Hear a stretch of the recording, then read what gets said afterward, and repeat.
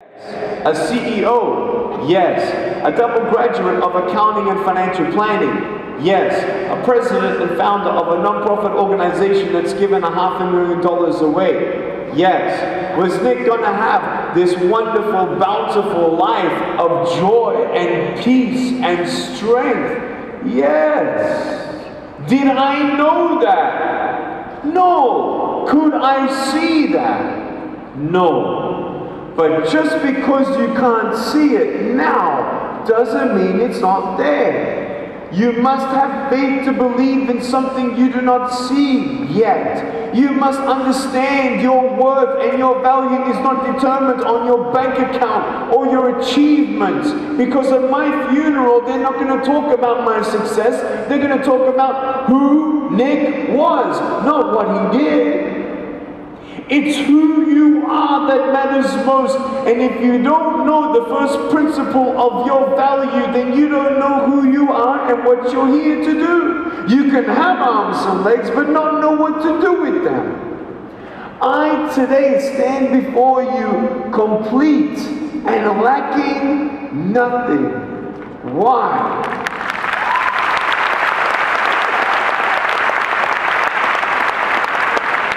Because I have chosen to believe that there is something more to my life. And everyone is entitled to whatever you want to believe in. But the greatest thing of all is knowing that there is not one human being who is more valuable than another. I've met presidents, I've met billionaires, I've met orphans, and I've met sex slaves that are human trafficked and sold by their parents at age 10. There is not one human being that is more valuable than one other. And I want you to know that you're beautiful just the way that you are. You know, I go in front of elementary school students, and I know there's some teenagers here, and I know some people with gray hair who wish they were teenagers still. But I'll tell you right now, if you're a teenager, you know, you look yourself in the mirror, and you know, even 40, 50-year-old people, they look themselves in the mirror and say, "Oh, look at me," you know. They were teenagers, "Oh, look at my pimples," and now they're 50 and say, "Oh, look at my wrinkles." You know, like they're never happy with what they have. And you know, "Oh, I wish I had this, I wish I was taller, I wish I was shorter, I wish I was more popular, I wish I was more smarter, I wish I was more rich, I wish. What's the point of wishing something that's not there? There is no productivity in that. But I ask these elementary school students, I say, "I have a question, guys," and they're like, "Really?" And I said, "Uh-huh." I said, do you think that I'm cool enough to be your friend?" And they're like, "Oh, yeah." And I'm like, "Really?" And they said, "Uh-huh." And I said, "But I have no arms and I have no legs." "That's okay." I said, "So you don't care?" "No." I said, "If it doesn't matter for how I look, then why do we tease each other for how we look if it actually doesn't matter?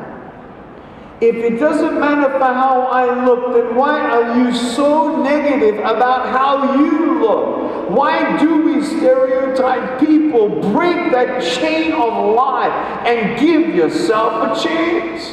Some of you girls are so insecure about your relationships. You have a boyfriend who emotionally controls you and abuses you, and you think you're not going to get anyone better. Well, if I dump him, then who's going to love me? I'm never going to get anyone better. Well, guess what? If you never give yourself a chance, you're right. You'll never get anyone better. But you deserve better. You deserve to be treated like royalty. My wife and I, we abstained, and I was a virgin until I met my wife. I was, and I'm proud of that.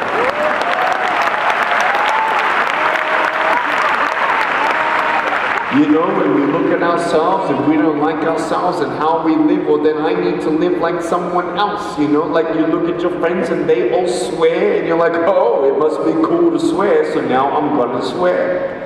Oh, you want to get drunk? Yeah, man, I want to get drunk. You know, all these things, and you sort of conform to what everyone else is doing. They influence you more than you think. But now, because I saved my virginity for my wife, I can now look at my boy and tell him when he's of age that I waited for his mother. What a great example of true love. Anyone's going to love you when you make them feel needed and wanted. But what about a bad day? What about when you go through depression? Are they really going to love you? That's true love. You see true colors when you go through true trials. For me, that's how I knew my wife was going to be my wife. I actually went through a depression just 2 years ago. I share it in my second book, Unstoppable. You see my foot? Again, we all have ups and downs, right? I went through it down. There were some plans in my business that failed. And I told my wife, I said, I'm broke. I have no money. She said, that's okay. I'll get a job and support the both of us. That's a woman I want to be with for the rest of my life. That was amazing. For me, I've realized the choices I make is not just determining what's good or wrong for me, but to determine what's truth and lies. So when the lies come and they say, oh, look at you, you're ugly. That's like the voice of the devil. You can just look at the devil and go, and you turn your back on the devil and come to the truth of knowing that you're wonderfully and fearfully made. Oh, look what happened to you. That was just very bad luck. Oh, you're so unlucky. You're going to be unlucky for the rest of your life. No, all things come together for the good in life. If I take one step at a time, one step at a time, one step at a time, when I'm on the right path, even the smallest steps, look at these steps.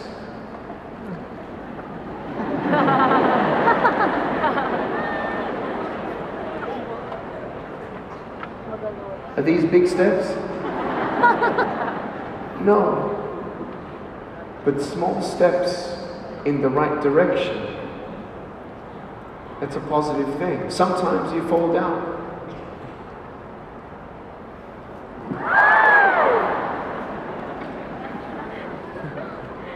Hello? So what happens when you fall down? You get back up. Okay. How? You don't know what you can achieve until you try. What if I fail 100 times in trying to get up? Am I a failure? Are you sure? Then why do you sometimes believe that you are a failure? Don't believe you're a failure. That's a lie. You are beautiful. You are here for a reason. And I want you to think of Thomas Edison. What did he do? He invented the light bulb. How many times did he try and invent the light bulb? 10,000 times. How many times was he successful? What? How many times did he fail? What a big fat failure, man.